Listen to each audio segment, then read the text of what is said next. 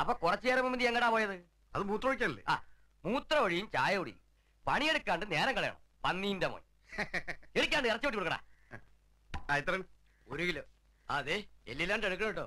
അപ്പൊ എല്ലെന്ത് ചെയ്യും? എന്റെ നായര് ഇത്തിരി എല്ലൊക്കെ തിന്നണം, എന്നാലും എല്ലിനും നട്ടലിനൊക്കെ ഒരു ഇതുണ്ടാവും. ഓ, നിന്റെ എല്ലിന് നല്ല ബലമാണല്ലോ. എന്തേ എത്ര പേരെ ഇടിച്ച് ചോര തുപ്പിച്ച കയ്യാണെന്നറിയത്? നമ്മുടെ ചത്തുപോയി കീരിക്കാടൻ ജോസ് ഞാൻ തമ്മിൽ പല പ്രാവശ്യം വിട്ടിട്ടുണ്ടല്ലോ. എന്റെ മേലൊന്ന് പോറിയിട്ടില്ല. നീ ഓടിയിട്ടുണ്ടാവും.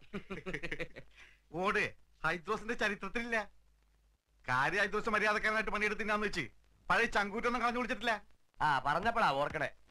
നീ പോയപ്പോ ആ സേതുമാധവൻ എന്നെ തിരക്കി വന്നിരുന്നു. ആര്? ആ, സേതുമാധവൻ എന്നെ തിരക്കിയോ? എന്തിന്? ആ, എനിക്കറിയോ. കുറച്ചു കഴിഞ്ഞ് വരാന്ന് പറഞ്ഞു.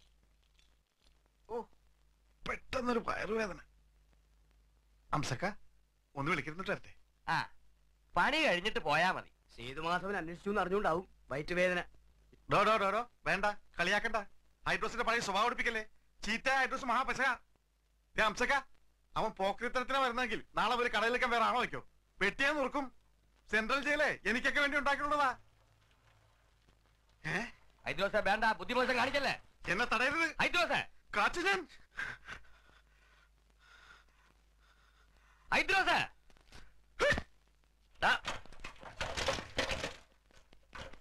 ഹൈദ്രോസ നിക്കണ അവിടെ.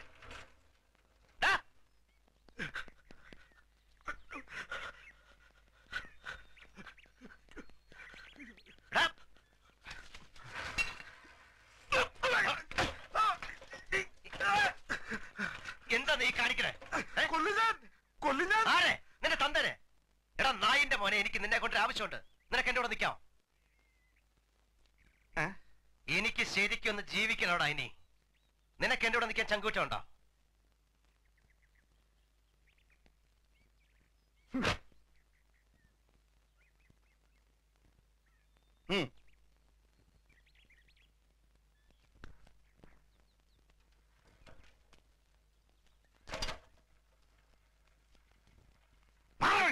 ഇതെന്ത് പട്ട?